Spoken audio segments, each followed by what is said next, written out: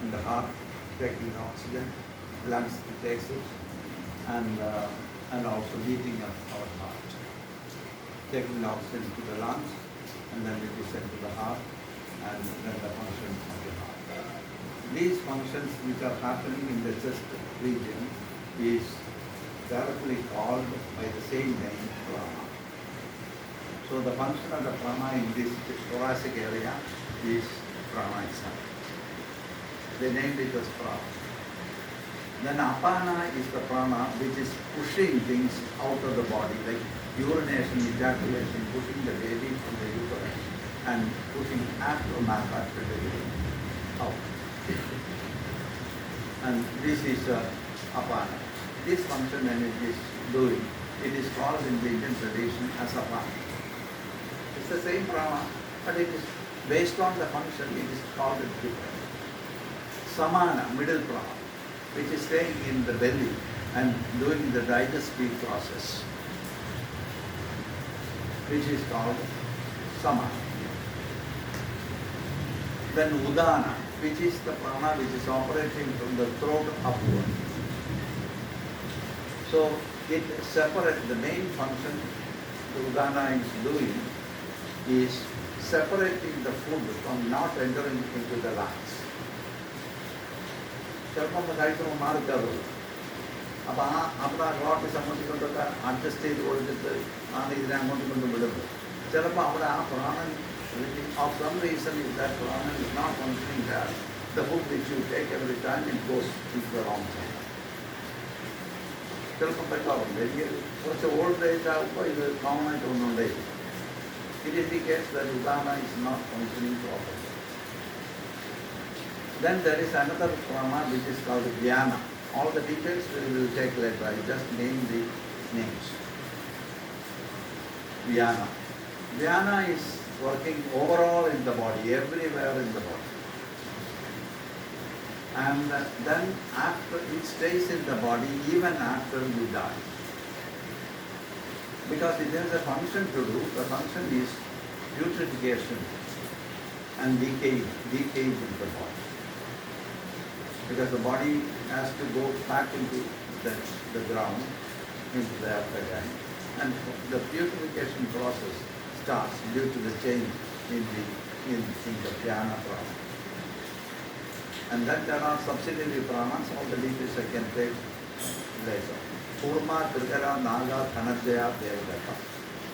There are subsidiary pranas. The functions are there, we will take it later. Anyway, I have devoted some time for that. So now, this is pranayama, this is basic prana, and pranayama is control of prana, and how to control the vital force in your body. Sometimes you are breathing a lot, sometimes you are not breathing a lot. Your breathing process is altered all the time, depending upon what is happening in your mind as well what is happening in your body. If you wanted to sit sometime, your prana settles because no big energy consumption is required.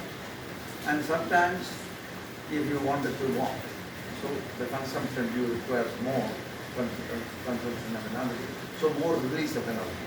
So for releasing more energy, you have to breathe accordingly because oxygen supply has to be given accordingly. So now you are walking. Now you decide to run. So with the same energy which is liberated for the requirement of walking alone is produced by the body, you cannot run. So you need additional supply of energy. For that you have to breathe deeply. Your growth rate will change immediately. All physiological pumping and everything changes accordingly so that more energy will be released in your system to enable that process which you wanted to do. And then after running 2 kilometers and now you are okay, you lay down.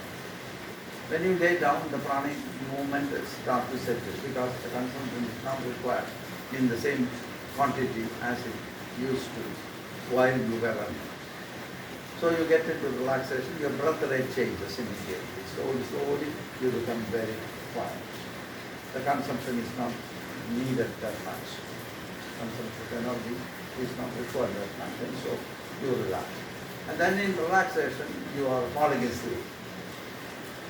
When you are falling asleep, your metabolic rate slows down.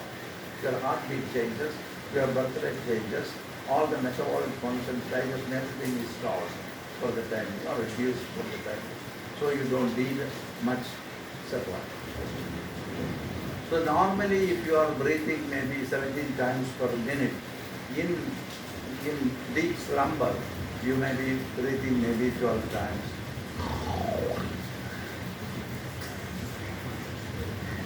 And maybe little time. The number of inhalation and exhalation reduces like that. So you conserve some energy, but the quality of breathing is completely different. And then according to any activity that you are involving, your breath is changing, running, making sex and cooking or whatever you are doing. According to where your mind is staying, accordingly the intelligence is modifying your process of breathing for the purpose of giving steady supply of energy. And so, unless you have control over the pranic supply, you will exhaust your system. This is a system which is meant for certain number of heart is meant for certain number of beats. Lungs is meant for certain number of movements. And if you are really exerting and pushing and finishing it off, then your life span will be reduced. So you need to conserve energy for having a good life. So this is very important, conservation of the vital energy, which is the body. For that they have really trained, they have invented, not trained, they have really invented a lot of different systems of breathing. Many of them may be copying animals, or maybe something of our own, looking into ourselves and finding. And so there are many programs they have invented, and these programs are all coming under the category of pranayama exercises. So pranayama exercises in short is not a breathing process. It is regulating and controlling and extending the vital release of energy of vital force, release of vital force. And that is why we do pranayama. And prana is the force which is supplying to the body for doing all the mechanical functions, the physiological functions, the mental functions, and also settling all the functions and entering into a meditative state. This control is what we gain out of pranayama exercises. A lot of programs. We will do 14 pranayamas during this first level program. Then when you are really going into pranayama and getting control of your vital force, then there are programs whereby by will you channel the prana to the point where you want the prana to reach. This is control. There are exercises. If you want your prana to move into a particular direction, you can hit will, you can move the prana into that particular spot. This is mastery over pranayama exercises. People are doing it. Masters will. And so that control when you get, what will happen? If the prana don't need to go into your mind will rust. Pranic supply is required for your mind to operate with millions and millions of thoughts in every hour or every day. So you can also train yourself to reduce that supply. Thereby, your mind starts to become little less in its activity. And when you get there, you made the basic preparation for it to go further into meditation. So this is a very great science actually, pratyahara. Then the next thing is pratyahara, means withdrawal of senses.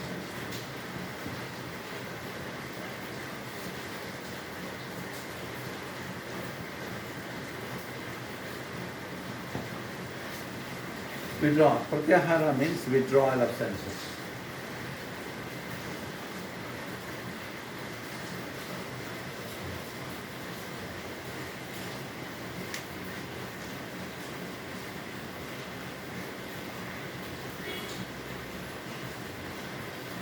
We are constantly interacting with the external world with our senses. And the organ which we have for different sensations or doing different feelings, we have different sense organs.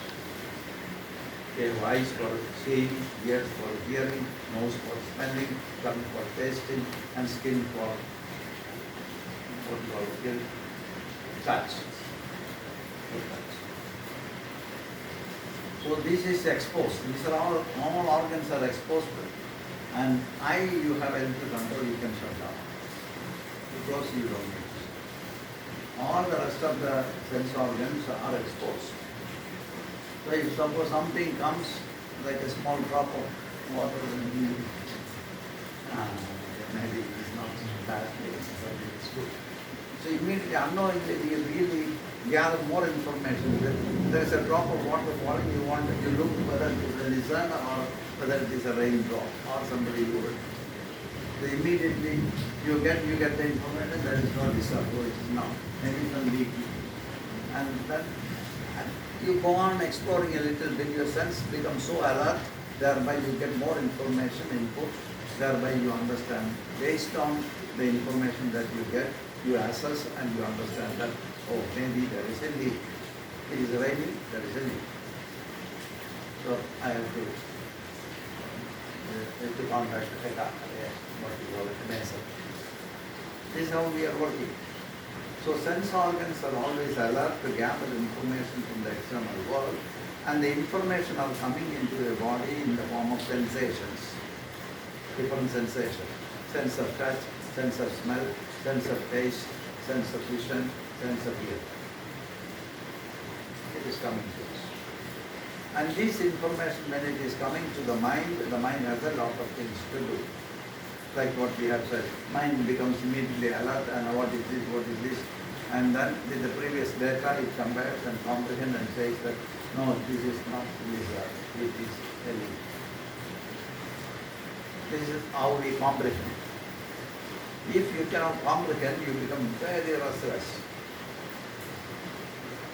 And so the senses and sense organs are supporting the comprehension program, comprehending everything. Otherwise, we will be very disturbed. We become very unsure. And you cannot be comfortable. And so our senses are going outside getting information. And as this is a process continuously going on, so far you are awake, you are basically restless.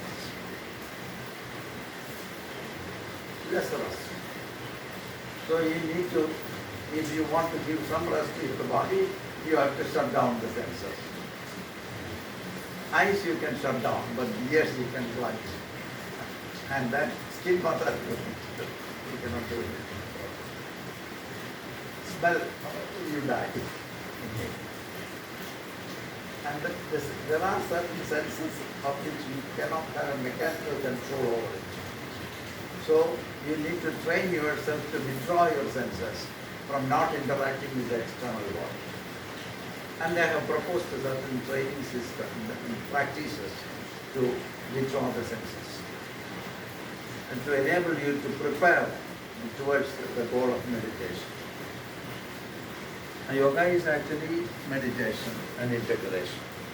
So withdraw the senses once you do, then you have made the sufficient practice for withdrawing your senses. Now you are ending into concentration.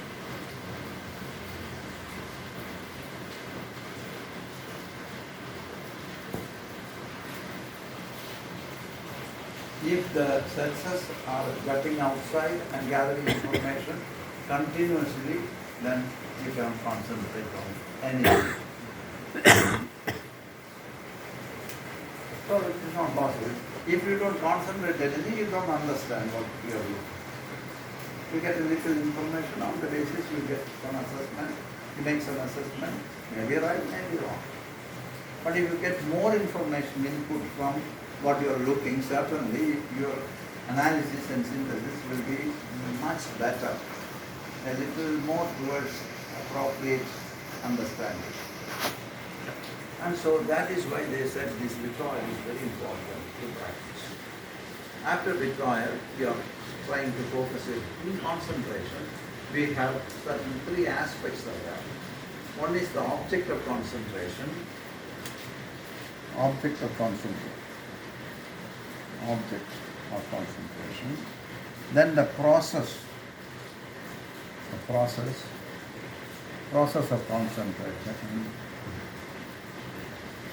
Then the subject,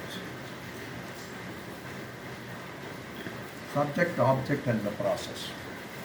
Subject is the person who is concentrating. I am concentrating on something. So this is me, myself. And this is the object which I am concentrating. And there is the process of concentration. So there are three things which involve, it is a subject which on the way when we come to further things I will elaborate it. But now for today it's a long time and I wanted to conclude it. You are also maybe the concentration capacity maybe not staying for a long time. Attention maximum span is 20 minutes. Now I have been talking 1.5 hours. So after some time you cannot concentrate. So the subject, object and the process. So the subject is concentrating on the object and the process is called the concentration. In concentration, what we do is we are entertaining a particular object. You keep an object and you are focusing. This is what we do. When we do that, our mind gets distracted. Another input is coming, so the mind goes there. When the mind goes there, we have left what you are doing now. Then when that is done, half done or done, then your mind comes back into this. Then another thing comes and then you go there. And it is very difficult to concentrate. There are different types of mindset based on concentration, which I can take. Chitta, Vikshita, Mudha, Gera, Grani, Vedita. There are different types of mind. It's a big topic. I can take it later, but now I want to conclude this. The easily distracted mind, very, very difficult to concentrate. Some minds, by nature of people, can be. So when the subject is concentrating on the object, what happens? You find a difficulty in continuing the process, as there is a distracting tendency on in our system. And that is why we cannot understand, we cannot study if we don't have the concentration. We try to study, the mind shifts continuously. Then we have to refocus. Then mind shifts. Then we have to refocus. And finally that itself will work as a training for us to refocus and fix. So concentration is achieved by people by refocusing to the points, to the object. If we have that ability, we can really refocus and stay there. Sometimes we may not have. It is actually based on some kind of an interest also. If you are getting involved in an interesting thing, certainly the focus will come naturally. If half interest is there and some other interest is there with some other things, and then you leave it and you go with that. And then half done, and then you come back and you try to focus. This is the distraction tendency. And then also the society trains us and go on distracting us, the nature distracting us, because it presents a lot of new information all the time. As our interest is shifting from the focus to somewhere else, we get very distracted. And with a distracted mind, we cannot enter into meditation. The goal is meditation. And so what to do? We were training ourselves to refocus. It is a strenuous program. By constant process, you get used to how to refocus. by constant practice. It takes time. By refocusing, you feel it's easy now. After some months of practice, refocusing becomes so easy. And then we are going to the next stage, which is called meditation. Now in meditation also all these three aspects are there: the subject, object and the process. You take any object which is of interest for you, otherwise you will not stay. If you have an interest, you will stay. So the objects which you take for meditation or concentration should be an object which has some interesting features in it. That is the reason why in almost all the traditions they create special forms. Ganesh. It is not an ordinary figure, half human, half elephant, big ear, and then a lot of stories is put into that. It's a nice technique actually. And people started to believe that there is an elephant like that with a trunk, and you pray to this God, certainly all your obstacles will be vanished and you can go ahead. Go with the coconut. You make it. It's all great helping system actually. It is not bad things. They really created something. In a way, they really tricked you to give you a better offer, to get into a better place. And in all traditions they have accepted, in Islam there is no form. There is no form. God has no form in Islam. Then when there is no form, it can be difficult. But they feel that there is Allah. And then that name, even that name is not Allah, that they know also in that tradition. But in Indian tradition it is completely different. In all the Indian traditions, in the ancient traditions, we have this kind of basic forms. Lord Ganesh is a very nice deity, straight, looking, and then you will not leave, even if you monkey, harmonize. Really, it's a very strange figure. Subramanian with the peacock and then the cobra and then the peacock really with great appearance. And then you look and it's there. So many things, you concentrate. Subramanian will come after some time. And he will bless you. His blessings will really take you to heaven. So all these stories are so beautifully made that you can keep your attention on that with a goal. Mahavishnu is not the other like the other guy. He is laying. And not only, he is not on the ocean, but on a serpent, 1,000 foot. So, a very nice thing actually has made. 1,000 foot and like a bed of snake, and then on that he is staying like this, and it's fantastic. You will never forget. And especially from his navel something is coming out. And there is a big lotus, and there is somebody else is staying there, which is the goddess of wealth is there. And Brahma is also there, the creator. It's fantastic. When you get into that, you are caught by these figures, and that is the purpose of designing all these gods. That is substantiated by certain principles. Creator, Brahma, and then sustainer, Vishnu, then annihilator with a lot of serpents around with little things on his, like what you call kulitol around with the he opens his third eye, fire and destruction to the world.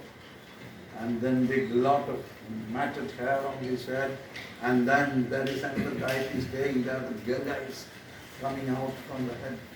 It's a fantastic artistic thing to enable us to keep our concentration, to go ahead. And then when you concentrate on anything, what you concentrate become a reality, because the mind has the potential to hallucinate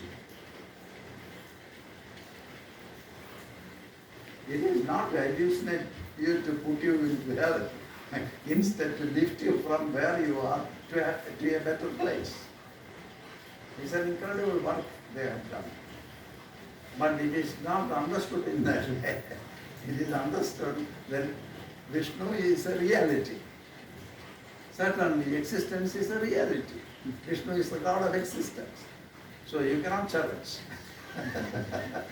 Brahma is the creator. Actually, it is the reality. There is some creative intelligence is creating everything, and then there is sufficient wealth in this nature for people to take and eat and live and exchange and make trade and all kinds of companies, everything. So there is a beautiful lady sitting to do all these things. And then the other one, Lord Shiva, really huge, powerful, on the Mount Kailas. And these are holy sacred places, you get experiences there, but the idea is this, fantastic idea. Then people can be little misled also. If you don't conceive it in the proper way, you rely upon the form and you believe that this is there, existing. Yoga is not believing in this way. Yoga is not believing blindly anything. It push the person into an experiential level, and then through the experience he realize what does it say. And they are not negating anything. It is a great device for the seeker to get into the source. So I like all these things. It's not, you don't need to negate. It's a fantastic thing. It's a beautiful creation. It's created by man, by humans, not man given also. But sometimes we forget all these things. That is okay. Even if you forget or you entertain, doesn't matter, but it is for the purpose. Yoga view it as a great design for you to focus your attention and to forget all the unnecessary things which you are holding in your brain, in your mind all the time. So they are liberating you. All the gods liberates you. So pray the gods and chant their mantra, sing, dance, celebrate and get rid. Bhakti Yoga. It is Bhakti Yoga. It's very interesting how they have done. So, when in meditation also we have these three things: subject, object and the process. The object which you choose can be sun, can be moon, can be God, can be any design which is attractive for you, or it can be Brahman, or Brahman is nothing which you cannot touch. It's not tangible reality. So it can be anything, or it can be moon, it can be star, or it can be constellations, it can be your own breath, it can be your mind, it can be a mantra, it can be a deity, it can be... And finally Patanjali says, or you take all these things, or you do whatever can keep your mind in a concentrated position. He is just keeping it open. Like any of these or anything which you feel your mind can be concentrated upon.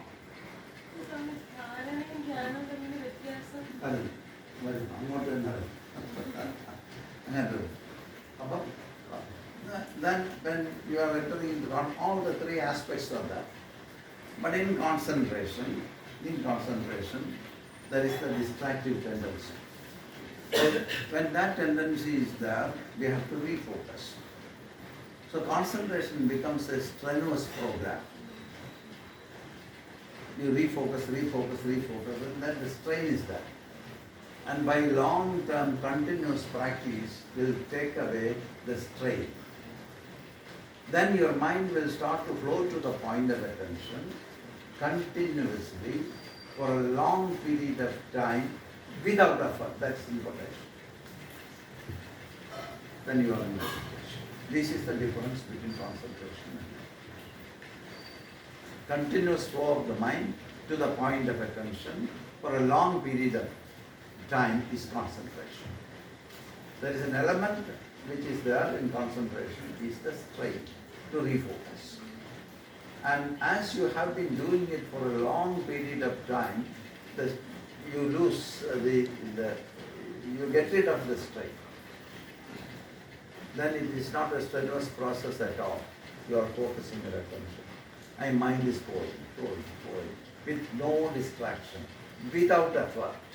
That makes concentration into meditation. You want one more point? Then we continue. And the last point is samadhi. So in meditation, I am there, I am concentrating on something, and that process is also on. So after some time, all the strain is gone, you are habituated in meditating, no strain. When you are putting your attention on this one, the world outside this is disappearing because you have an incredibly relaxed way of focusing. No distraction will affect you, only the pen. And so when the pen is there, it becomes a reality now. So what happens to your person? You are slowly becoming unaware of yourself. You're not thinking about yourself. You're only thinking about the pen. So you have gone now. Then after a little time, you're not doing any process. You are relaxing with this. So you, along with the process, identify with the object. So what remains will be the object. In the object, you are there and the process is there, but it is not distinct states. So that means you become the object. So a relief comes to you. The relief is, we have a lot of burden actually. We have family, we have troubles, and we have work, and we need money, and so many things, and conflicts, and big strain, and then image issues, and life is like that. We have all these things going on in our head. But when you identify with this, you are not that problem, you are this. So your whole problem collapses. You are not even there. That means you are identifying yourself with the process, with the object of meditation. So you become the meditation with the object. And you are not thinking about it. All your problems are gone for now, and this is the final state of meditation, which is called samadhi, integration. Integrating with the object of meditation. Then all your problems are gone. This becomes a quality of you that every time when you wanted to integrate, you can immediately integrate. You detach from everything to integrate. This is called samadhi. This is the celebrated samadhi. Then there are so many different samadhis which we can look later when I take Patanjali's Patanjali. Like Samprajnata Samadhi, Asamprajnata Samadhi, Nirvikalpa Samadhi, so many samadhis. And Sabija Samadhi, Nirvija Samadhi, so many. Mahasamadhi is different. Then we say Mahasamadhi is liberate, leaving the body. So this is what Patanjali was bringing. There is a possibility to get rid of your burden, focus, become effective. At the end you will be very effective. Whatever you are focusing, that's the one. Okay.